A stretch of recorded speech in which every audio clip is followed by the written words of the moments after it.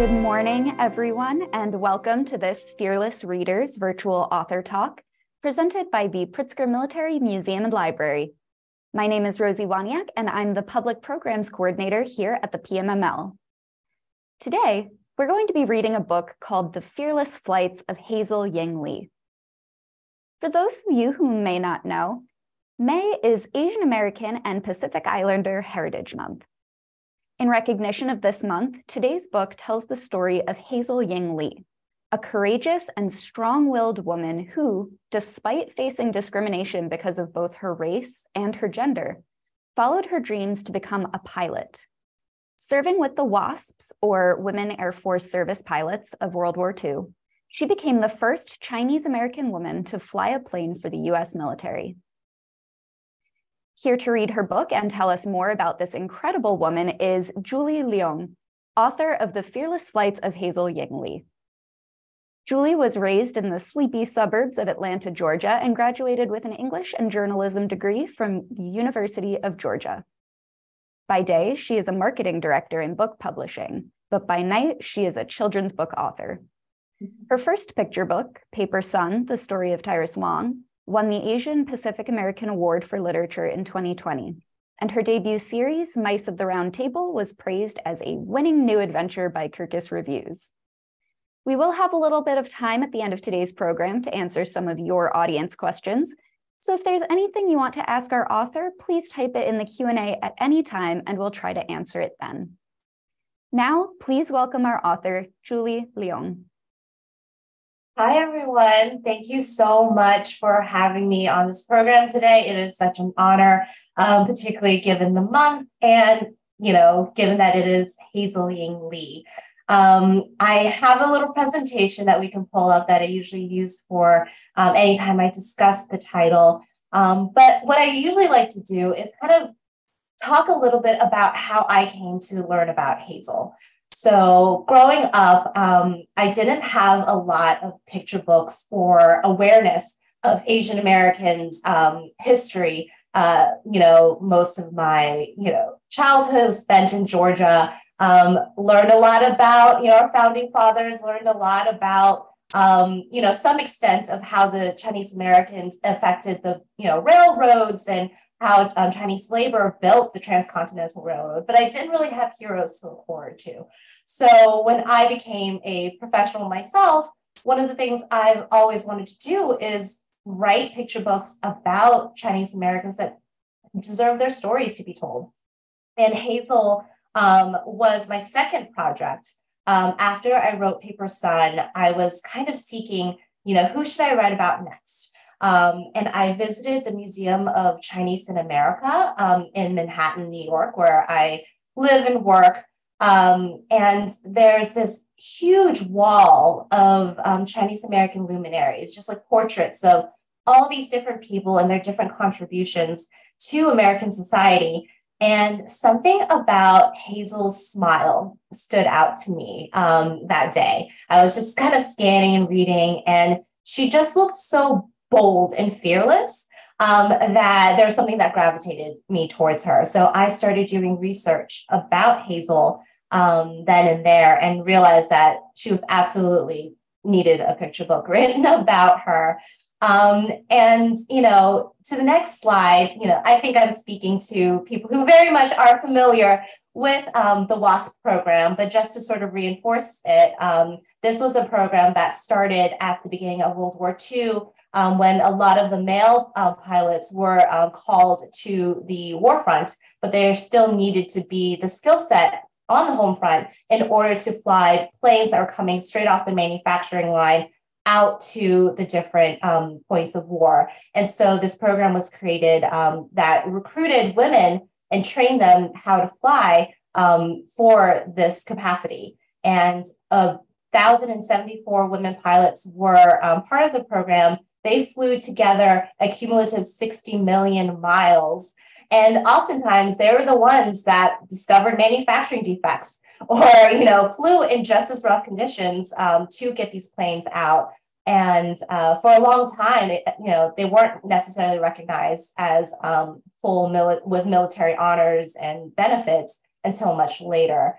And Hazel was one of the very few Asian American women to actually be part of this program. Her and Maggie Gee are the two. And one of the things that I think really stood out to me about Hazel as well was that she was one of the last to unfortunately perish in service of the WASP program.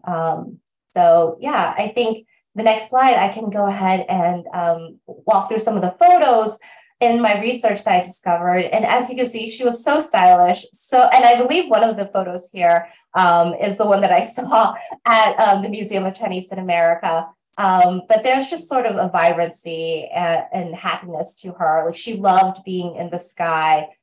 In my research, I did a lot of, there's an archive at the Museum of Chinese America. There's also a WASP museum, I believe in Texas. I did a digital research, so I didn't actually fly out anywhere. But I also, one of the things that really, really impacted me was when I discovered that, her family had to fight to have her buried where they wanted her to be buried in a cemetery. And the way that I actually got in contact with the family as part of my research was I also reached out to the Portland Cemetery to get contact information as well. So it was a wonderful process to discover all I could about this incredible woman. And I hope, her light and life come through in the picture book I'm about to read. All right, so this is The Fearless Flights of Hazel Ying Lee, written by me, Julie Leung, and illustrated by another Julie Kwan. Hazel Ying Lee was born fearless. She was not afraid of wind or water, as the old Cantonese saying goes.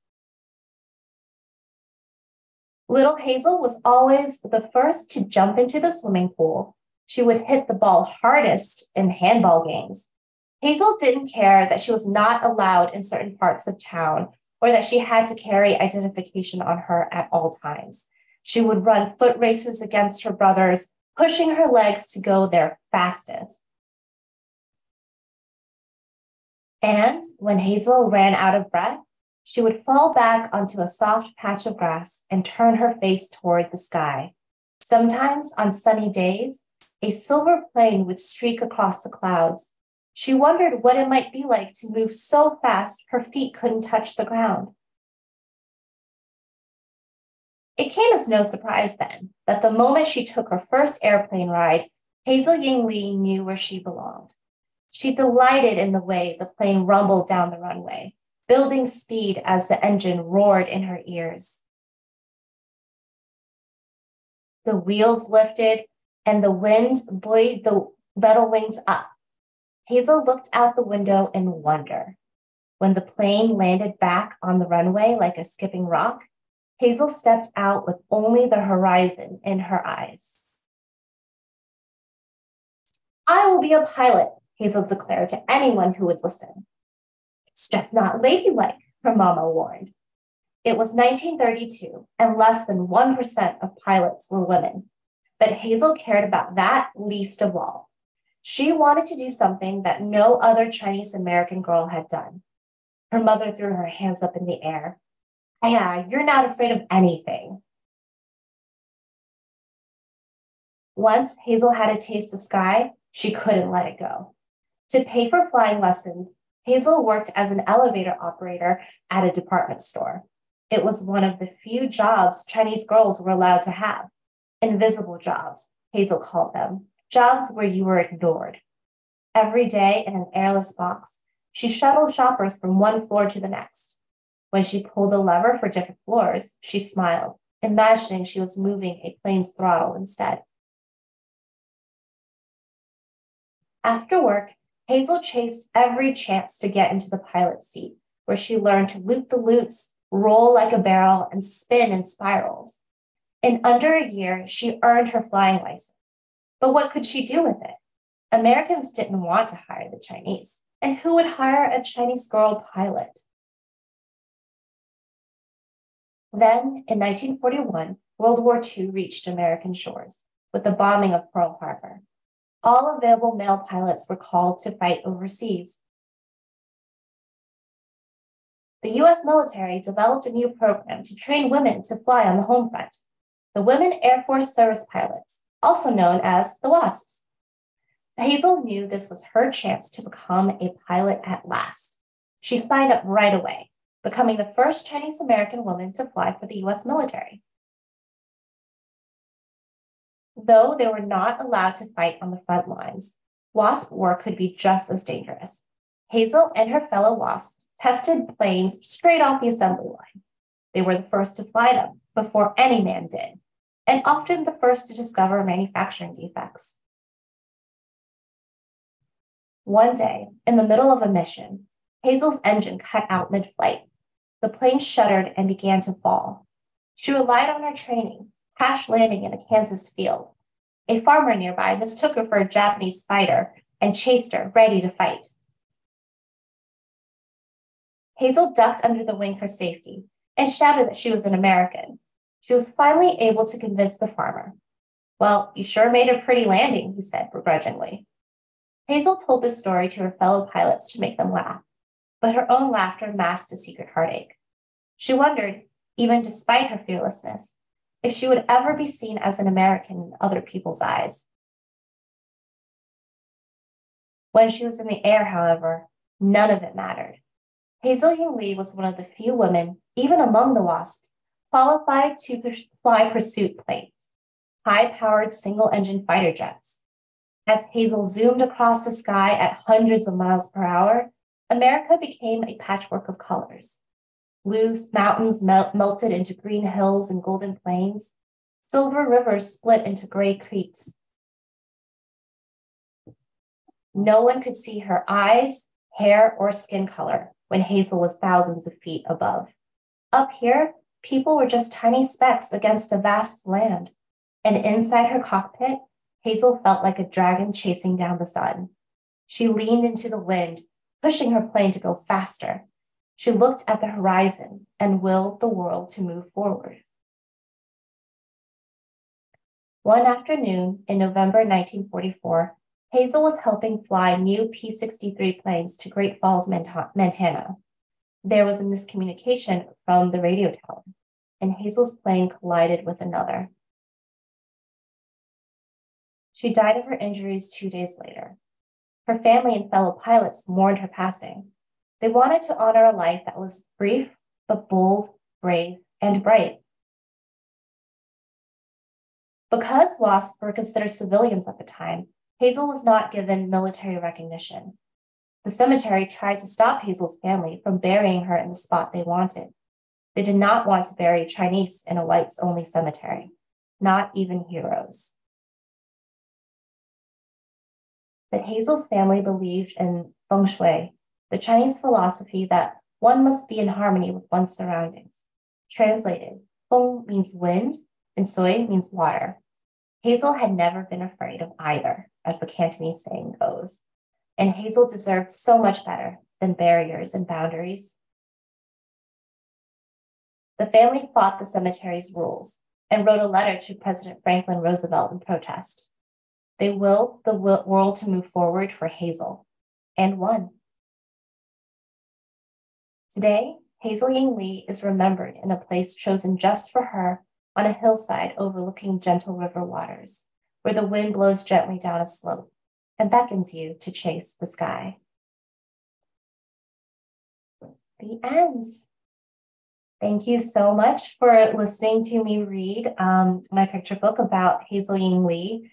I guess, the only other thing I would add about the process and what I hope to achieve with this title too is Hazel grew up in a time when the Chinese Exclusion Act was in place. It was the first federal law that banned an entire ethnicity from immigrating to the US. And she grew up in a time when the Chinese were considered, unassimilatable, if that's the word, into American society. But despite all of that, she followed her passions and she followed her loyalty to her country as well. She is a veteran, despite the fact that during her time when she was alive, a lot of Chinese were not treated as equal citizens. And I find that so admirable and so noble of her. and that, her entire life she chased this guys. She wanted to be a pilot, no matter whatever society's rules for her gender and for her race were at the time. So I hope it inspires, children and anyone else who reads and learns about Hazel to not let, whatever barriers are facing them now to prevent them from chasing their dreams. So yeah, that concludes my reading. I'm happy to answer any questions about the book. Thank you so much, Julie, for that fantastic reading and that insight into, your interpretation of Hazel and her history and, the research that you did. It's really, really inspiring. And I think this is a powerful story that anyone can take a lot out of. So I do have a few questions for you. And this is a reminder to anyone watching from home that if you have any questions, please put them in the Q&A, and we're going to try and get to those in a little bit. But my first question for you, Julie, is what was, the process like of writing this book? Walk us through a little bit of, we know about your research, but then writing the book, getting it published. How did that work? Absolutely. So, the interesting thing in sort of writing about Hazel was that she doesn't have direct descendants because she died so young. So doing the research and sort of plotting her life, I had to rely on a lot of secondary non-family resources, like whatever was in the archives. And usually when I start my writing process, I sort of have, beginning to end, like childhood to death, like sort of how the main beats of one's life are significant. And I kind of trace them out in an outline. But I think the most important piece of the writing process is finding that thematic through line of what was their passion, what was their, meaning, and finding and how to represent those in a poetic but truthful way that is still honoring the facts of their life, but also incorporating some of the humanity that may not necessarily be in a document. An example of this were, in times where I'm sort of describing Hazel's feelings, what she might be thinking when she's in a plane. Like, yes, there are some letters that she's written to her family I was able to resource and sort of infer, but a lot of that is an artistic interpretation that I would take, given what I knew about the facts of her life, given the environment that she grew up in and what she probably faced. A lot of those were inferences I would make as an artistic, choice. So I think that's sort of, what I think I contributed most in terms of, like, you can always read a Wikipedia article about anybody, right? But in order to transfer that into something like a picture book, you kind of want to find sort of this underlying meaning and theme of what was it all for. And that's sort of what I hope to achieve with the writing of the picture book. And then, the other big magic of picture books too is working with the illustrator. The illustrator is typically hired by the editor of a picture book. So I sold my manuscript to a publishing house. The editor who acquires it then sort of looks for the artist they want to then create all of the images. And it was an incredible process with Julie Kwan, where we went through sketching phases. And oftentimes I kind of look at the full manuscript and, occasionally write ideas. But for the most part, like, this book is, I want to say 75% the illustrator doing this heavy lifting of looking also at the photographs, but then how to frame certain moments. Like, I think one of the things that are incredibly, it was difficult to try to address Hazel's death because it is a picture book for children, but it is also quite a sad and tragic moment that she had died.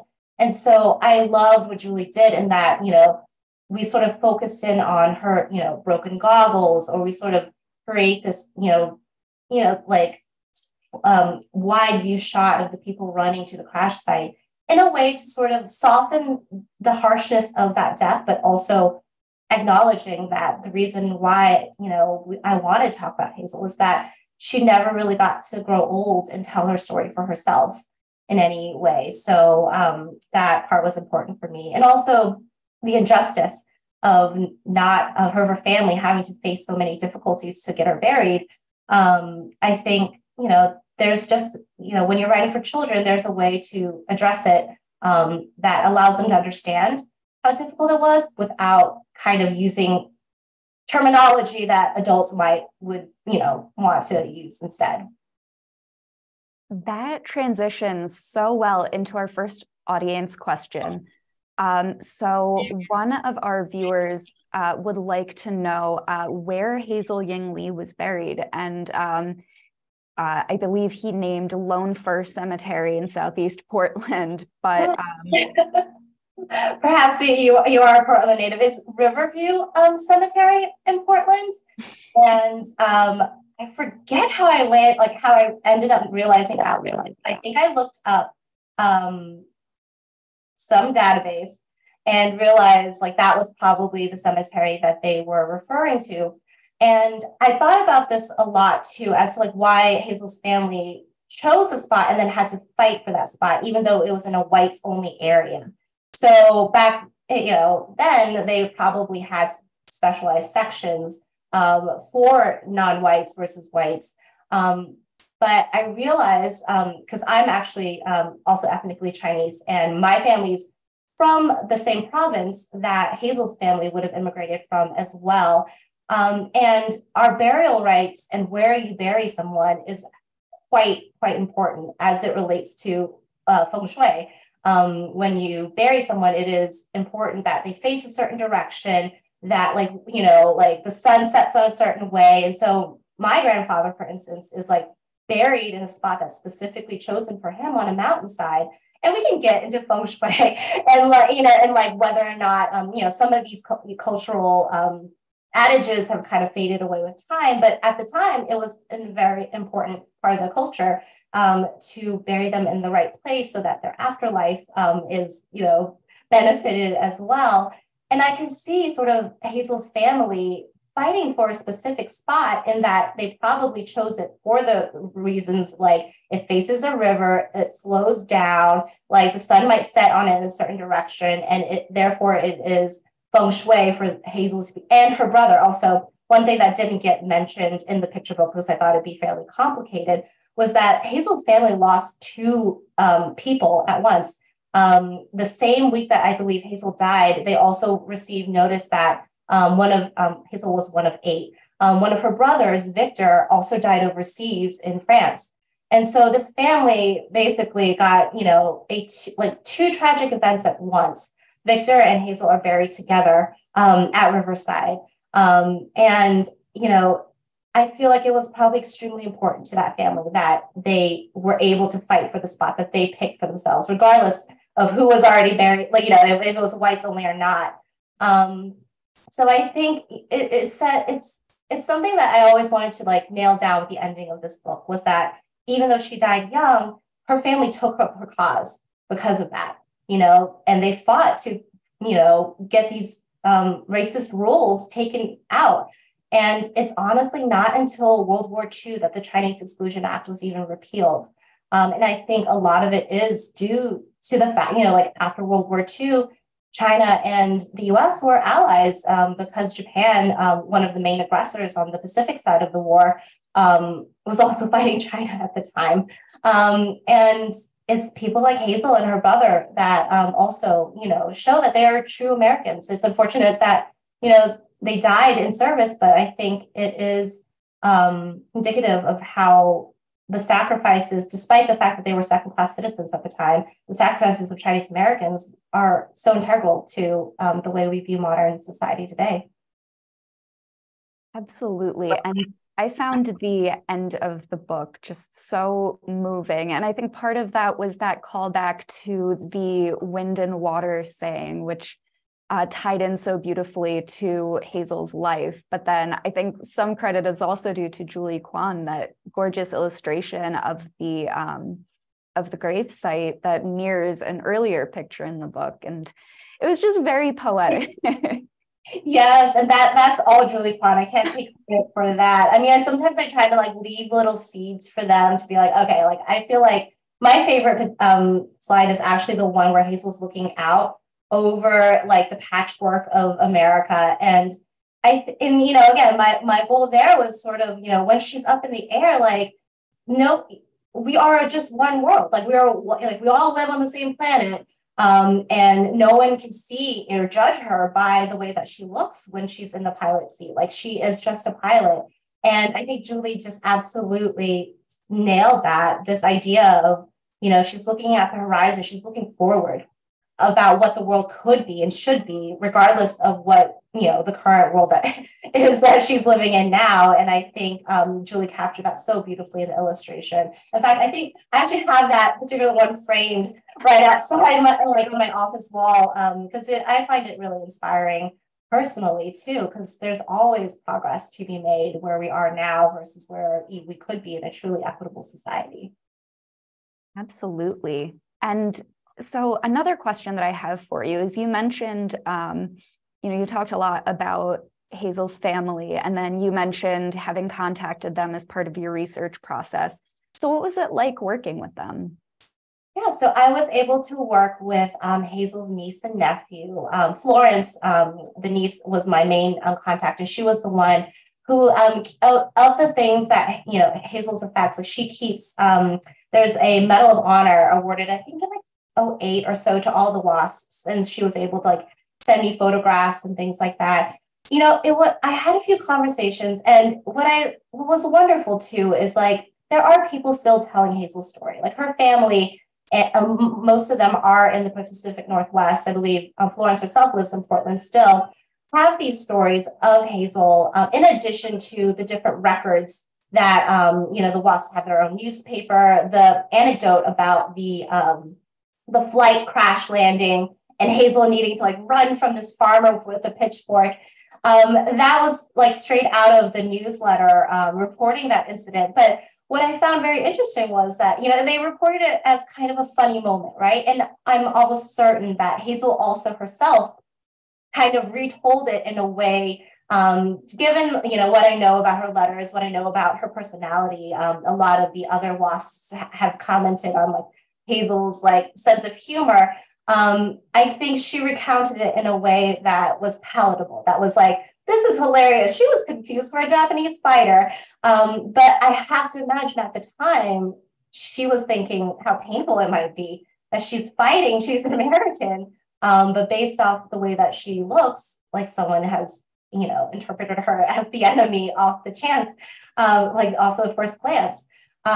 So that piece, I know this is sort of an aside, but looking at sort of the documents and like hearing from Florence, about how they kind of have this tall tale of Hazel as his larger than life personality was really great.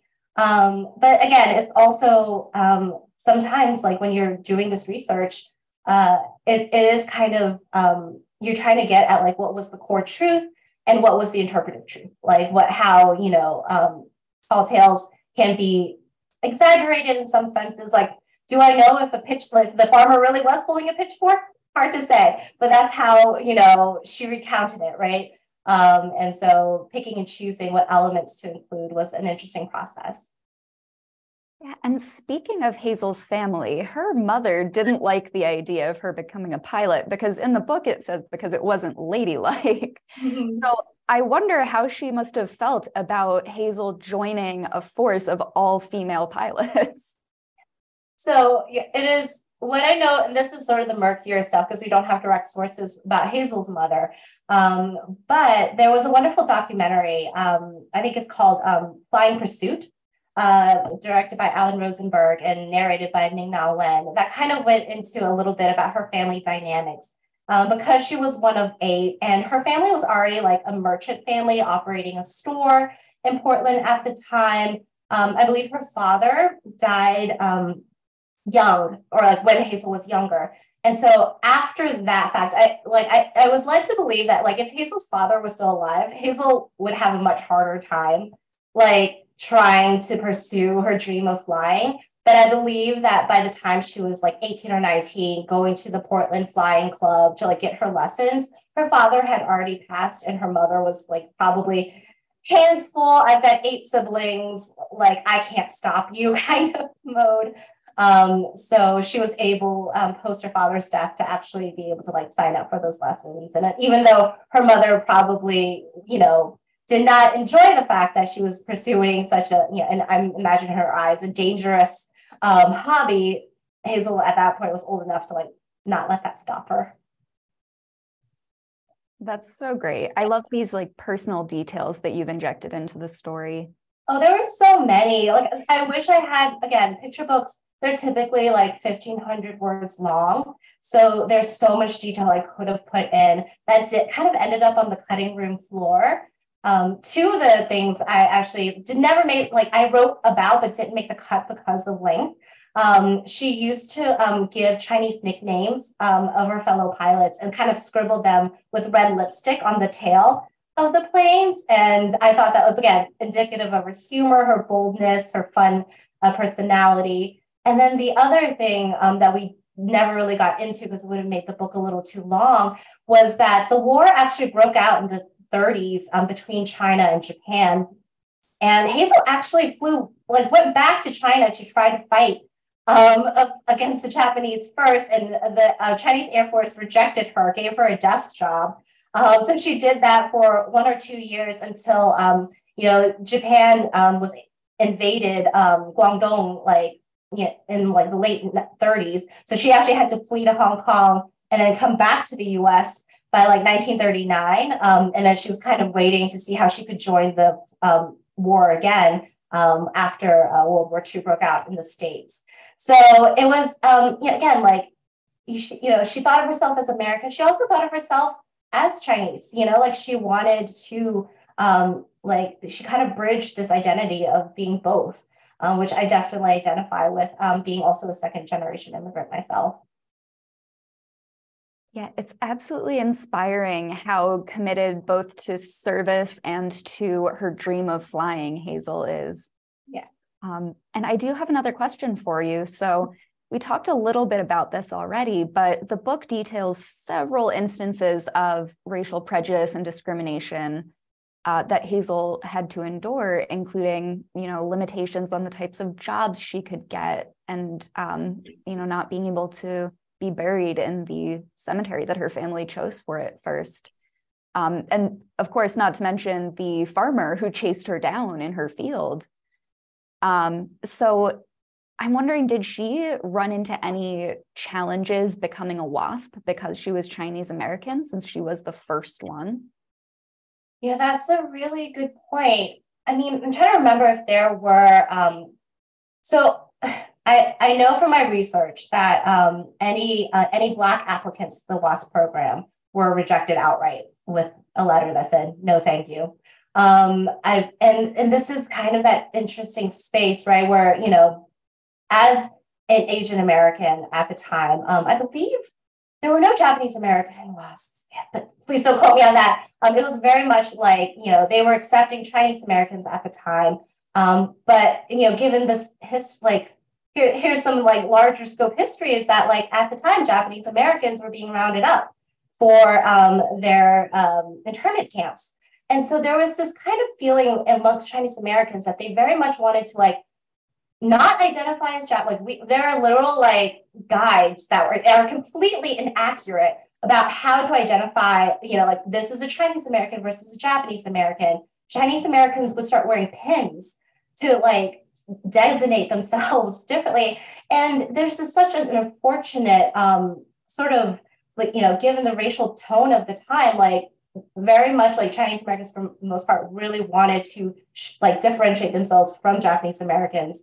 And I think in this sort of space, I feel like they might have let Hazel in a little bit more easily because she was Chinese American, because China at that point in World War II is now an ally.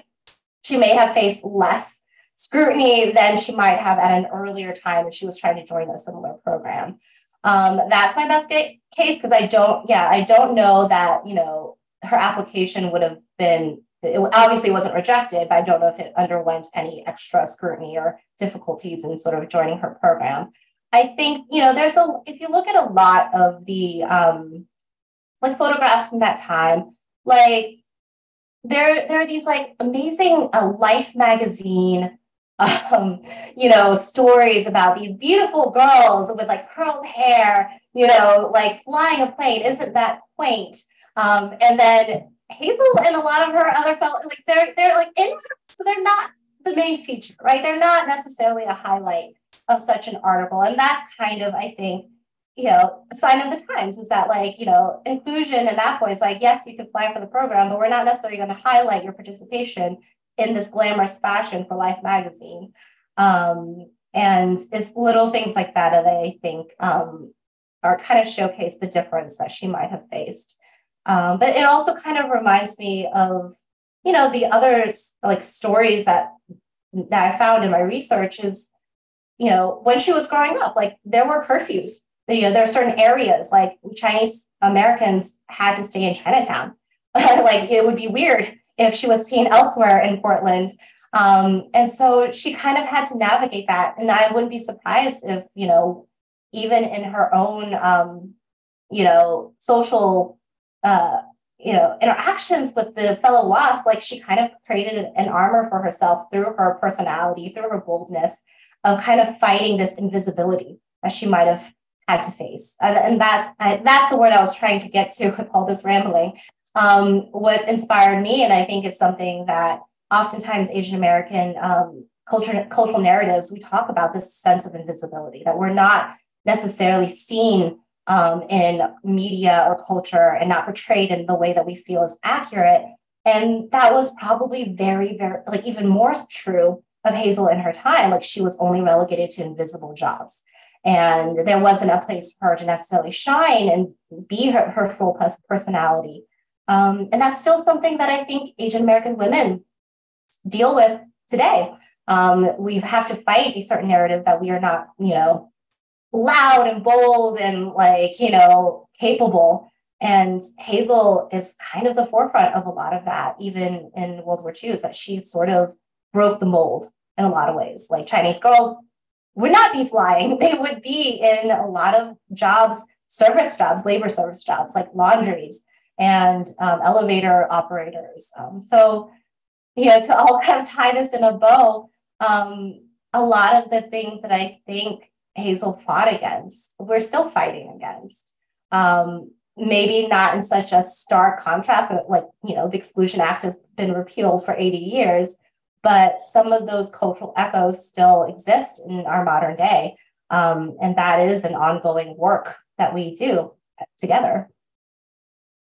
Absolutely. And I think that's why it's so important to have children's books like this that do that work of representation and, show Asian American children that they have heroes, that there are people like them who have historically done amazing things and continue to do amazing things. And I loved that you mentioned the sort of the experiences of Japanese Americans at the same time in World War II, because I felt like the anecdote about the farmer and Hazel's feelings about not being recognized as Americans, to me at least, echoed very, very much the sentiments of Japanese Americans in internment camps that, I've read about and heard about. Yeah. And I think it's interesting that they tried to, I understand wanting to distance yourself from, the enemy. But when there is this similarity of experience and feelings, it's kind of sad to see that, that solidarity is lost. But and again, kind of back it up, like so much of this animosity, right, during this time, it only serves to break down solidarity. Like if only like the Japanese Americans and Chinese Americans could have worked together to fight against a lot of these, racist laws. But given the, political tone of the time, all of a sudden it's like, if you're Japanese American, you're person non grata. And everyone who is Asian is trying their best to try not to be seen as a Japanese sympathizer or facilitator. And it's just, and that's kind of what racism does. It kind of creates these invisible lines that at the end of the day are completely arbitrary. And, there are these graphs of how you can identify a Japanese face versus a Chinese face. It's like, you cannot.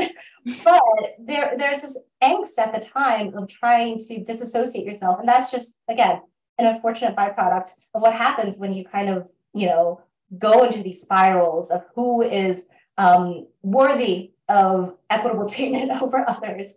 And so, yeah, it's something I always think about, even to these really modern day is, our dialogue can get so politicized and angry, and it doesn't have to be if we see each other for, on equal standing as we are. Yeah. Thank you so much for sharing your thoughts on that. So we do only have a few minutes left today, but I wanted to close out by asking you, if someone is reading this book for the first time and they can only take away one message from it, one thing, what would you want that number one takeaway to be? So hard. I feel like I spent like 40 minutes talking about all the different things that I hope to achieve with this. Again, I think it comes back to the intended audience is, the person that I was in the 90s that looked at, this whole shelf of like picture books and there weren't really that many books about the Chinese American experience. And I hope that, the one takeaway out of this book is that, Hazel earns a spot in this kind of like pantheon canon, whatever you call it, of, American heroes. Like when we think about like who forms the foundation and deserves to be celebrated for America as it is today, the, incredible country that we live in, like it's Hazel, it's Tyrus Wong, it is Chinese Americans. And for such a long time, there weren't names that I could associate. And that's kind of what I hope changes going forward, is that we have names to associate and heroes to celebrate in the same breath that we could celebrate Abraham Lincoln or not, obviously different levels, but like names come to mind when someone thinks, about Asian American contributions to this country. Absolutely. Well, thank you everyone in our audience for joining us today for this special program. I hope you all had fun and learned something new. And thank you, Julie, for joining us to read and talk about your fantastic book. To learn more about family programs at the Pritzker Military Museum and Library, please visit us online at pritzkermilitary.org/family-programs. There you can find all of our upcoming family programs and sign up for our newsletter. Thank you all again, and we hope to see you again soon.